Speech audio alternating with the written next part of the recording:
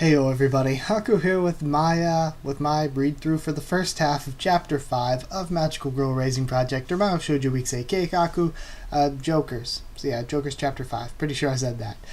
So the way I'm going to handle this, I'm going to split this into two parts, so you're not going to have to wait for like 3 or 4. I'm going to read page 1 through 16 in this video, then next week's video, page 17 through the end of the chapter. So we'll be able to do this one in 2 parts, and that means we only have 1 chapter left. We're almost done with JOKERS, which I think we got 2 chapters left, so I can't say for sure right now, but I think it might be my second favorite arc, maybe. I don't know, it's hard to compare it to Unmarked, because Unmarked is like the classic, the iconic, original arc, you know? But real quick discussion and intro before we get into it, since I have missed a week. The reason I missed a week is because I was sick last week and it pushed a bunch of videos back.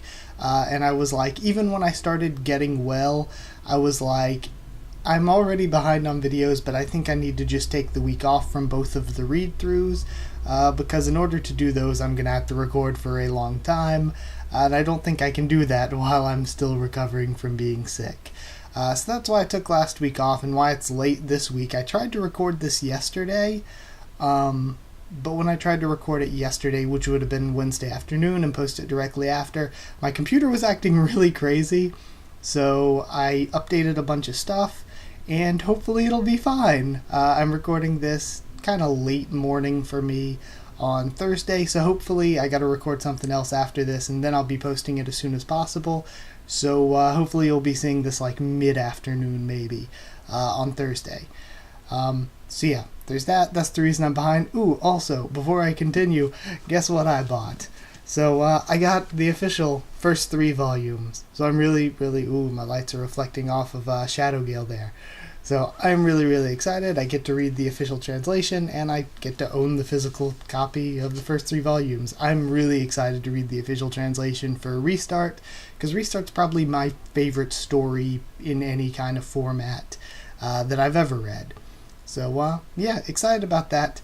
And now lastly, before we get into reading, let me kind of catch up and say my thoughts on where we are right now. So we last saw Stunt Chica come in for the save, and it was great. We got more information on what Pithy's doing. Or I guess not even more information, just more hints at what she's doing. Kind of playing the game, moving her own chess pieces. So I've been saying the whole time I really want Stunt Chica to just be Stunt Chica, but I feel like from everybody hinting at stuff, which is kind of spoilery, so I guess don't do that in the future, I feel like she might be somebody in disguise, and if that is the case, then I feel like Ripple is most likely. It could be Pithy, because Pithy has kind of similar color schemes and like shapes in her design. So it is possible it could be her. It's possible it could be Mana, I think, personally, because we know that some of the other limited characters were kind of being forced to work with Pithy here, at least Nanako-san. So it could maybe be Mana. Another person who I thought it could have been, now I'm forgetting who. But the reason I think it's most likely Ripple is because we had 2 big pieces of evidence. She seemingly came out of nowhere, which could be Pithy pulling Ripple in and out of the situation using using her crystal ball abilities. That's totally possible. Or another way that it could be done, and sorry, that's another thing with me recording kind of earlier in the morning/day, is my voice isn't totally awake yet. But I think another reason is because when she came in, she was helping to defeat the Shufflin using throwing knives, and we know Ripple's ability is to throw things that don't miss. So, yeah, that's the evidence. It could be her. But either way, where all the characters are at, we have 5 dead characters, I think. Lady Proud and Umbrain are both gone. So are 2 of the freelancers, Kafuria and Utakata, and then Prism Cherry is the 5th. We've got Shufflin and, we have, like, the main body, we have Shufflin, Joker, and Grimheart in the control room, and they've currently got the prisoners, and I'll say how I'm feeling about all the characters surviving or not. I feel very strongly that Shufflin's going to survive, because just to me, I don't know, the next two were called Aces and Queens. They also have kind of a card theme in the title for the next two arcs. And I feel like Shufflin's character has a lot more that could be done with it. It's so creative. Shufflin, I think, is my favorite character in the series so far.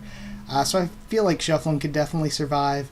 I also feel like Grimheart could. I feel like this could be a situation where the villains kind of make it a little bit longer in the story. Sorry, my hair's bothering me. So I feel like that could happen. And they currently have the prisoners Quake and Tempest with them. Tempest I'm not as sure about, but I am a bit worried for. Quake I'm super worried for. I could totally see Quake being killed, especially since I think the spades and clubs were just taken out, which could mean they need to restock the deck. And for me, Grimheart seems like the kind of person who is a bit impatient, like, okay, well, we only need one hostage, kill one of them. And even I could see, if they run out of cards again, I could see her killing both hostages and being like, we'll catch one of the other two that are still alive. I could see Grimheart being that kind of impatient sort of character. So those four, that's how I feel about them, and that means we have 7 left alive that are all together. Stunt Chica, I think, could survive. I don't know who Stunt Chica could be, but especially if it is a character... Oh, that's the other character I was thinking it could be, is maybe Lapis Lazuli. So if it is a character, we know that only increases their odds of still being alive. In addition to Stunt Chica, we've still got Filaru. Filaru, I feel pretty okay about. I feel like Filaru might survive. I really hope Filaru does, though, so that means she might die. Snow White, I feel like, is pretty safe. Her plot armor might not last forever, but at least for this arc, I feel like she has a little bit of plot armor. It was kind of like Ripple last arc, where I was like, Ripple could die at some point, but I think she's going to be okay this arc. I think she's not really going to be dead. And that leaves 4 more. We've still got Marika Fukuroi and Styler Mimi, who could go either way. I feel like they could totally survive, but I also feel like they could die in sort of a heroic fan favorite type of death sort of way, kind of like Lapis Lazuli did in the past, or maybe Wedden. It's kind of where they were an important key character, but they still died right at the end. And then that leaves us with the other 2 members of the Pure Elements. Inferno, who I'm worried about because she's Snow White's friend, and I would love to see her survive so that her and Snow White could be friends as magical girls and not just as, like, real humans. So I would love to see her survive, but I really don't think she will. I'm not so sure about it. And then, wow, sorry, this is lasting a really long time. This discussion's super long. But yeah, I missed a week, so, and I'm sure a lot of you like the discussion portions. And then that leaves Deluge, who I think could survive, because Prism Cherry died, and she can kind of carry on Prism Cherry's memory a bit. She could sacrifice herself and die in kind of a sacrificial way, but I kind of feel okay about Deluge surviving, because of her friendship and the backstory we got on her. In this arc, we've been killing off a lot of characters that didn't have as deep a backstory, but we've been keeping the ones with deeper backstories alive longer. I feel okay about Deluge. But either way, let's get into actually reading. Sorry that was a really long intro, but like I said, I wanted to go over where we were in the story before I start. So we've got Chapter 5, Poker Game, and we're starting with Grimheart. All of the spades and clubs were annihilated. However, Grimheart wasn't angry at that. Rather, she was suspicious. She's been examining their strength and the way that they fought. They shouldn't be strong enough to defeat a unified spades and clubs force. Yet she left the camera alone for a minute and they were all annihilated. Did they set up a trap? It seems they did. The spades were swept up in a storm, starting from the lowest numbers. Furthermore, Grimheart began to get angry at the diamonds, who were still unable to crack the system. This was different from her anger with the hearts. Yet, to make a trap for those who were specialized for battle. Then, of course, the battle-centric soldiers would be caught head-on. We need to change the division of roles. The Joker Shufflin was only allowed to give advice. Grimheart would have the final say. Grimheart's magical skill allowed her to restrict how much other people could interact with her. If she restricted them, they could neither talk to her nor attack her. Okay, that's how she was able to remain invulnerable to the Super Princess explosion impact, whatever. That totally makes sense. And it also makes sense about how most of the time she can't understand people when they're talking to her, and they can't understand her either. Okay. And that would make sense so that she could give orders to Shufflin while nobody else knew what she was saying to Shufflin. That makes sense as well. It seems the Diamond Shufflin are having That's a really cool power, actually. This arc really has some of the coolest powers. Between Kafiria, who I'm a little bit disappointed we didn't get to see her power play more of a role. Between Grimheart and Shufflin, there are a lot of really cool powers. Seems the Diamond Shufflin are having difficulty cracking into the system. We could use them for something else. We can incorporate them into our battle groups. With the Diamond's intelligence and skills, they'll be able to find mechanical and magical traps. They should also be able to dismantle it. We'll need to use them as monitors as well, or use the monitors as well. The briefing room monitors have access to all the training rooms. We'll be able to see what they have planned when it comes to traps. We can then add high number hearts to counteract them. What use is the hearts? Decoys. Not a bad proposal. She should probably try it. Although she wanted to punish the Diamonds for being unable to break into a simple barbaric facility, if things turned out well, then it'll be alright. The best thing they can do now is aim for the best strategy. They plan to attack the briefing room. At the very least, we need to place the Ace of Spades here.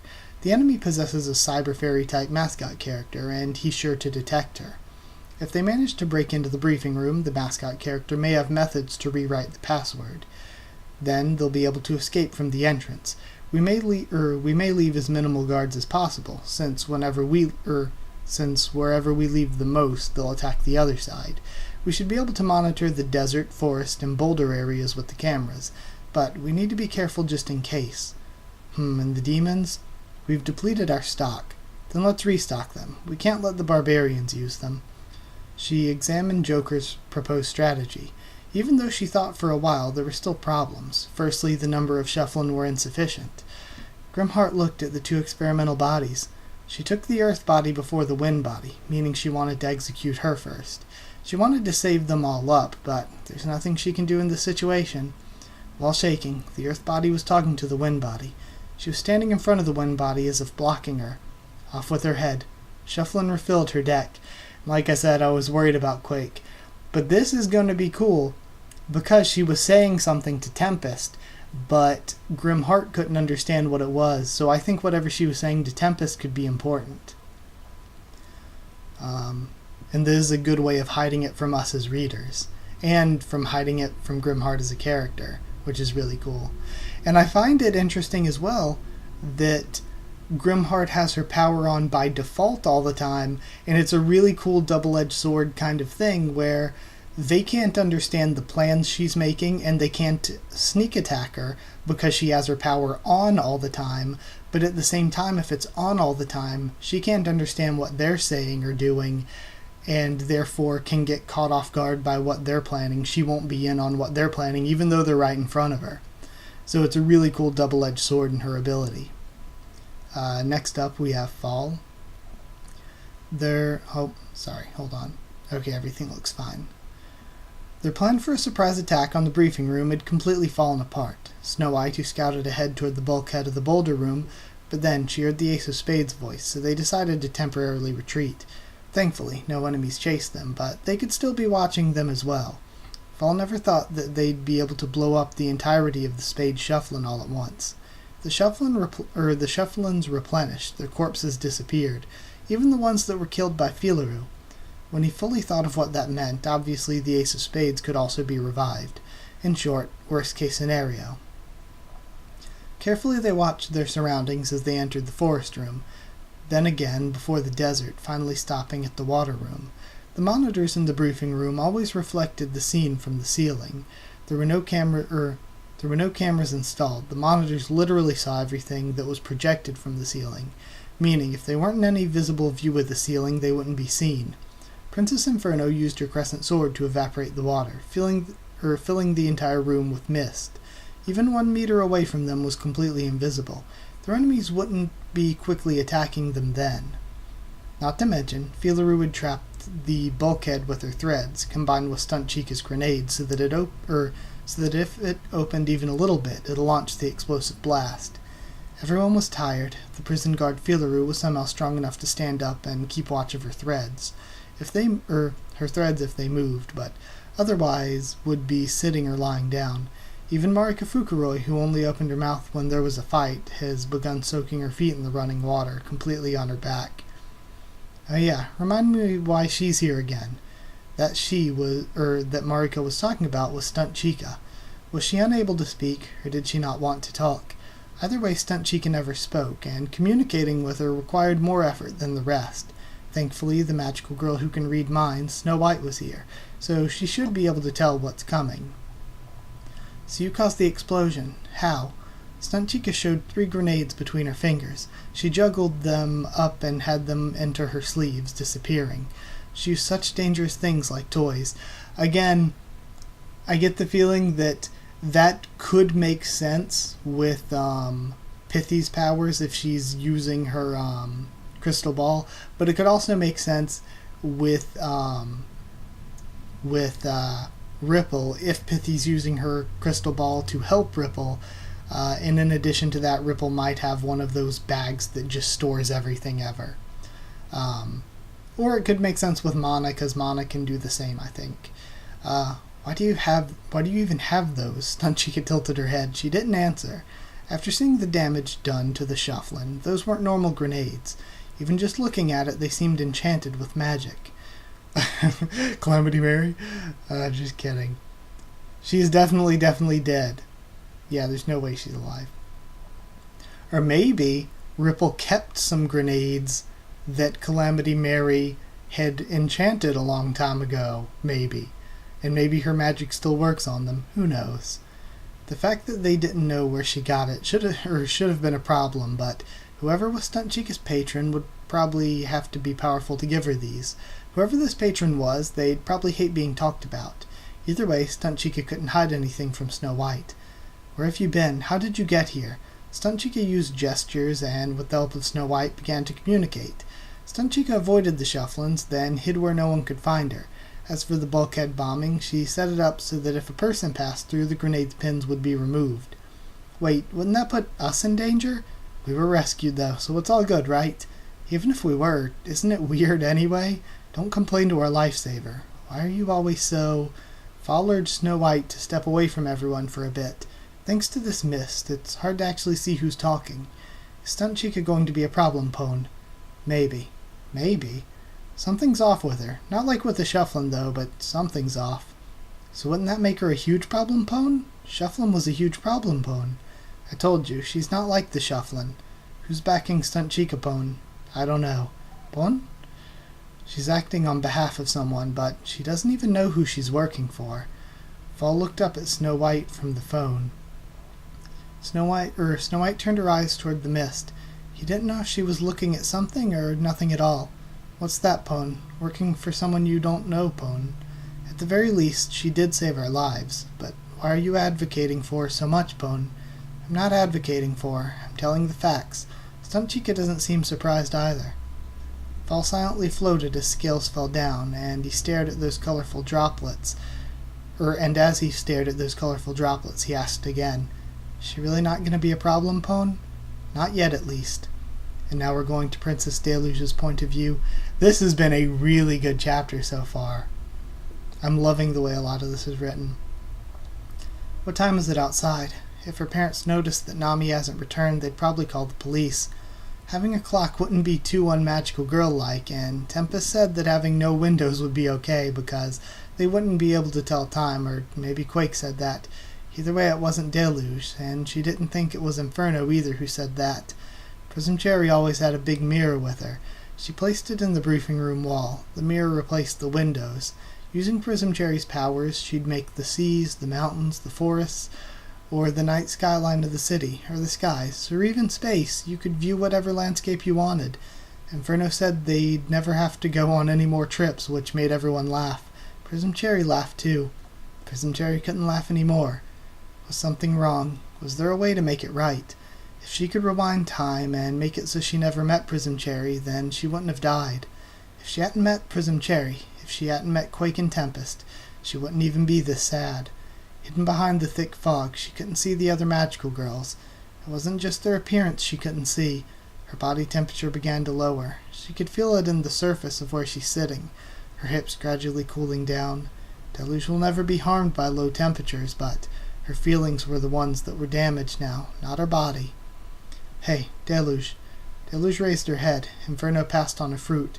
Deluge caught it while sitting down, then frowned.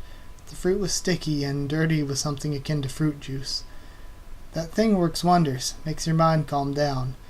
It was the fruit created by Marika Fukuroi's flowers. There were some scratches on the side. That was where the fruit juice was coming from. I'm fine with not being super calm, but being calm is always better than getting crushed by a heavy heart, right? You look a bit slumped.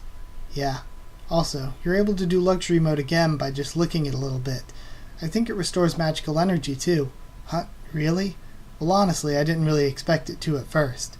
Deluge began licking the surface of the fruit. It tasted bitter and pungent, and the parts of the tongue that licked it felt a bit number. This wasn't just fruit juice. Something wet was where she was licking. Whoops, sorry. Forgot to tell you I already licked it. Don't, seriously? I guess this is my first kiss. Guess this makes that mine too. You and me, huh? Guess so. They looked at each other's faces before bursting out in laughter. Deluge licked the fruit once again. She breathed in heavily and then breathed out the same. She began sucking on the fruit, this time while rotating at half a turn. This thing really works. Inferno was trying to cheer her up. Inferno ran away, pained and hurt, yet she was still thinking of Deluge, trying to make her smile. Even in training she was like that. She worried about everyone else, being able to be happy before her own sorrows. She was always like that. I wish I could be like that, thought Deluge. Her body began to warm up. She touched the Princess Jewel. This is making me feel all kinds of death flags for Inferno, again to push Deluge forward. She touched the Princess Jewel with her left arm. She actually was becoming more energetic. Don't eat too much of it. Yeah, this is enough. Deluge looked at Inferno. Inferno looked at Deluge. And now we're going over to Styler Mimi, page 8. Let me get some water really quick.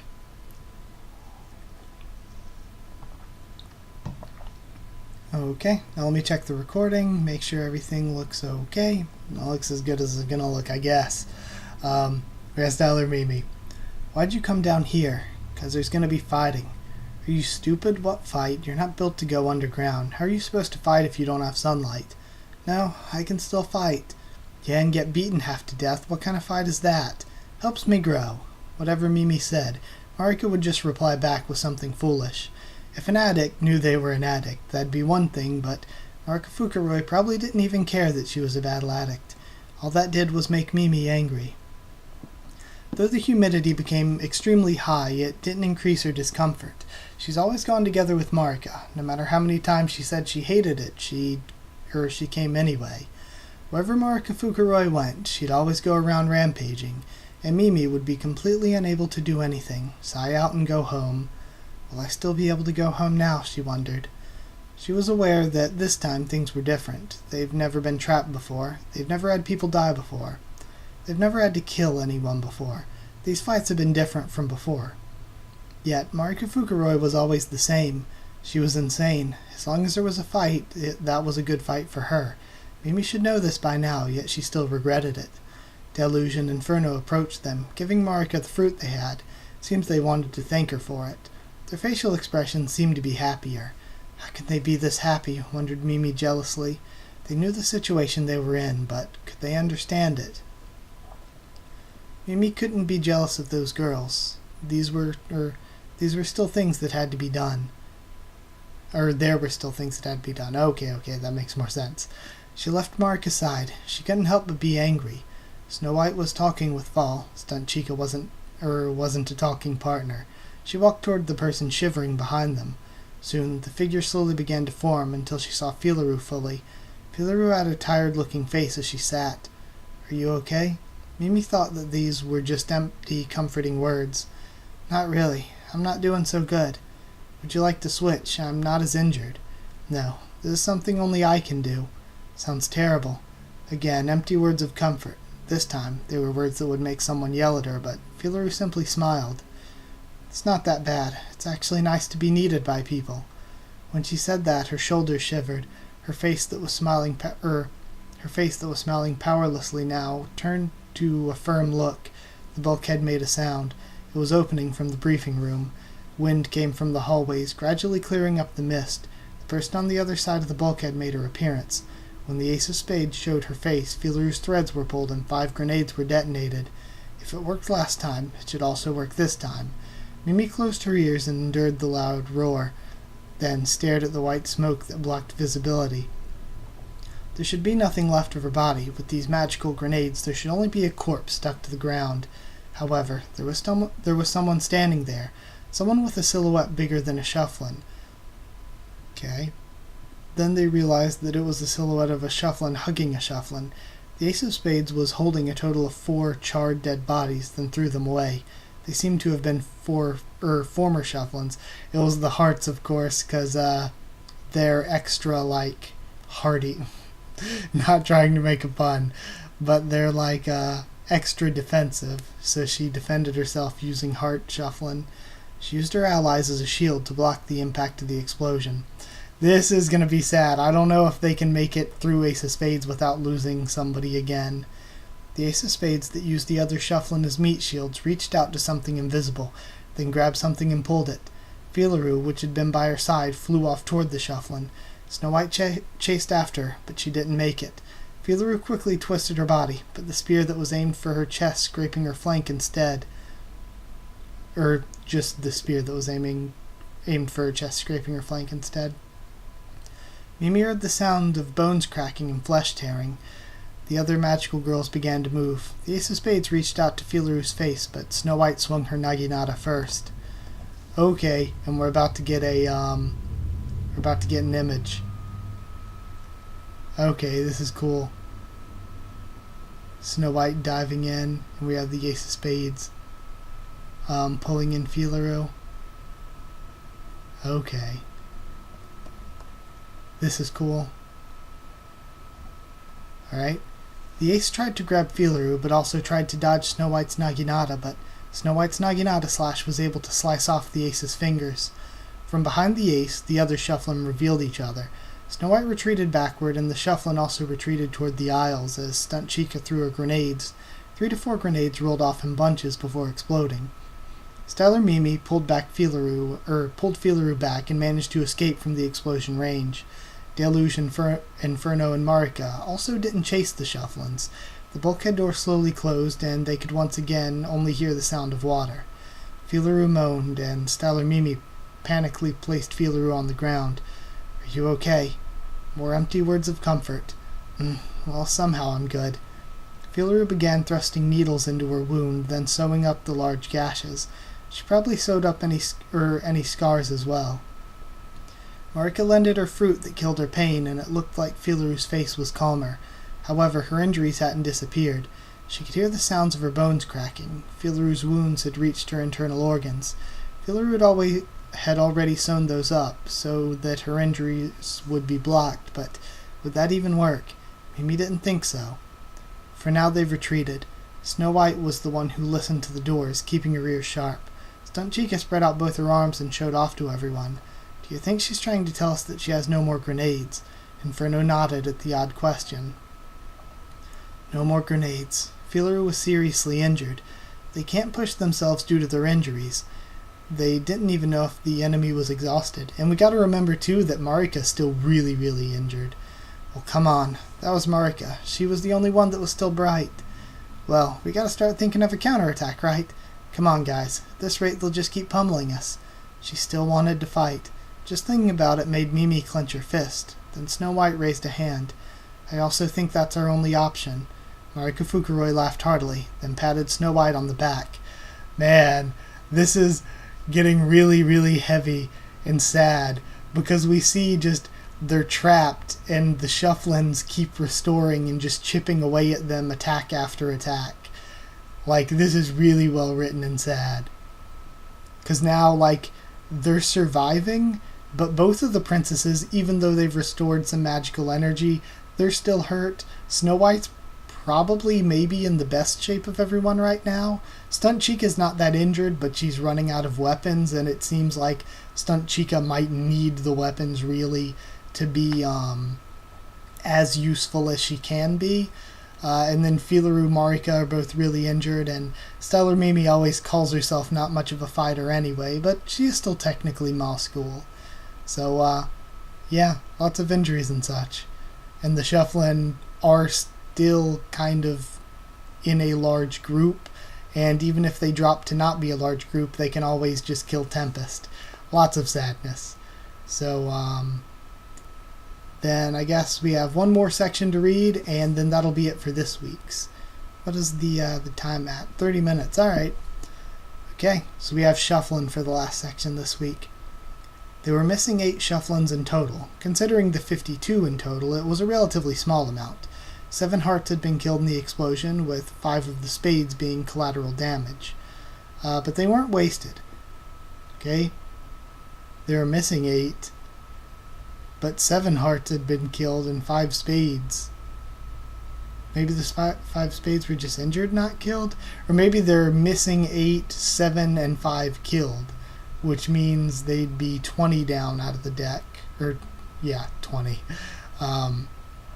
Maybe. But they weren't wasted, because from them, Joker was able to learn a lot.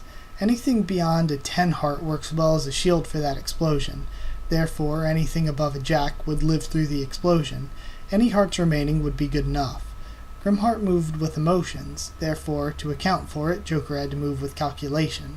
Subtracting the amount of Shufflin lost and comparing them with the amount of enemies remaining, 8 Shufflin were lost, 1 of the enemies suffered serious injuries. The enemies' numbers were greatly inferior. Losing 8 wasn't a problem. The only ones that were lost were low-numbered hearts. So, maybe something's up with the translation. I have no idea why they're saying 8 were missing, but 5 spades collateral damage? Oh, the 5 of spades. Okay. Not 5 of the spades, the 5 of spades. So it's only 1 spade that was taken out. Okay, I get it now. Losing 8 wasn't a problem. The only ones they lost were lower-numbered hearts. Attack. Grimheart was shouting. She was in a hysterically bad mood. Joker didn't want to get near. She was much better when she's in a good mood. Alright, hold on. Is the recording looking alright? Yeah, sorry, my computer was acting weird. Roger. When the explosions were thrown, Joker instantly gave the order to the Shufflins. Those grenades were powerful, but should be limited in number. Otherwise, there would be no stopping the enemy from attacking here even more. In between Joker's thoughts, the Shufflin began to move. The hearts that served as scouts were returning to the briefing room, since the enemy would launch their attack here. As she thought, their explosions were limited. They were a precious resource, not something to be wasted. She gave instructions to the 2 of hearts to head to the front. Hearts Shufflin are extremely simple creatures, so they needed to be given simple instructions. Follow your orders. If they used explosives, then they'll use hearts once more. High-numbered hearts, who add excellent durability, and 10 and above numbered spades can endure those explosions. If there were no explosives, then the ace of spades will first shred the enemy's outer forces, then the remaining spades will rush them while they're winded. Shufflin's production concept was focused on numbers.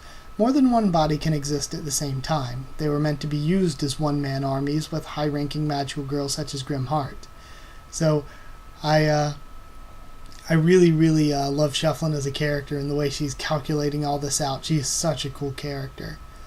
Moreover, they should be able to play an active role if the opponents weren't barbarian magical girls. The ones who take charge of the army was the Ace of Spades.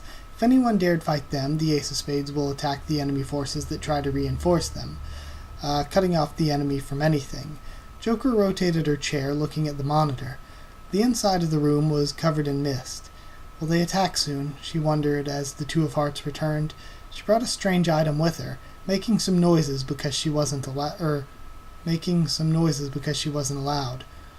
Joker looked at Grimheart. She's still not completely angry yet, but she's showing signs of being irritated.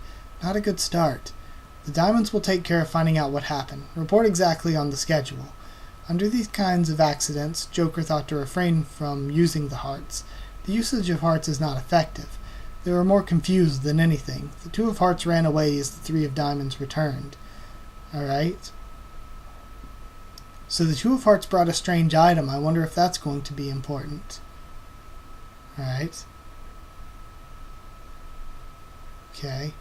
Someone's will take care of finding out what happened. Under these kinds of accidents, Joker would refrain from using hearts. The usage of hearts is not effective because they were more confused than anything. The two of hearts ran away as the three of diamonds returned. The heart shuffling are so adorable. It seems there was a large ice wall that was formed in the bulkhead of the water room. The bulkhead itself is frozen in place, preventing movement. A spade shuffling should be able to destroy it. The question is whether they should. Joker wanted to click her tongue, but not here. If she clicked her tongue here, it'll cause Grimheart to be angry. Joker has realized that it was better to keep frustrations to herself in order to produce results. She'd have to teach that to Grimheart. The ice wall could only be the product of the water body. She gathered up all the water from the water room, then created a frozen wall, but did she do this because the Shufflins were hesitating? Should she break it? Should she not? There was no other choice to break it, but Joker felt like she was being lured to do it. Which one is the right way? Or perhaps there was another way of attacking them. However, if she attacked them from the other side, the briefing room's defenses will become thinner. She continuously checked on the monitors, but there was no sign of them attacking her. Before she made a conclusion, the three of hearts returned. Do they mean three of diamonds? It's two of hearts, the three of diamonds return. No, maybe they mean the three of hearts. The three of hearts returned. She reported that the wall had been cracked. I don't think the hearts can actually talk, so maybe they do mean the three of diamonds here. I don't know. Maybe they mean the three of hearts. Who knows? She reported the wall had been cracked. She saw from the monitor that it had been cracked, then heard the sound of water flowing. It wasn't half the amount, it was the whole flood.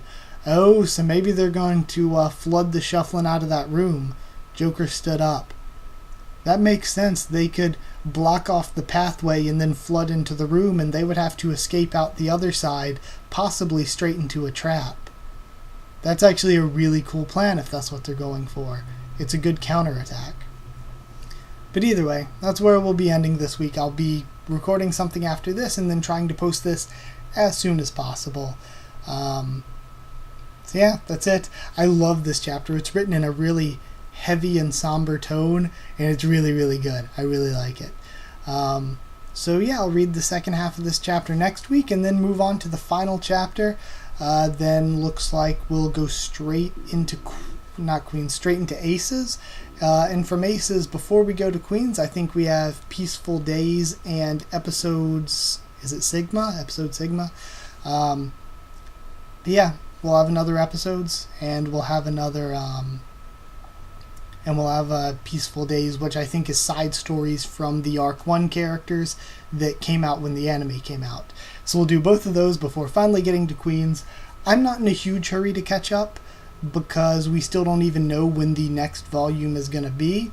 So no rush to catch up, because if I catch up, I'm not going to be able to read anything until a new volume comes out anyway. So either way, that's it. I hope you enjoyed the video. Like if you did like the video, comment down there. Tell me what you thought of this chapter, what you thought of my thoughts and reaction and all that. The first half of this chapter at least. Subscribe for more Magical Girl Raising Project, much more on the channel. Follow on Twitter if you want. I can try to keep you updated there and stuff for the channel. And that's it. Thank you once again for watching, and I'll see you all next time.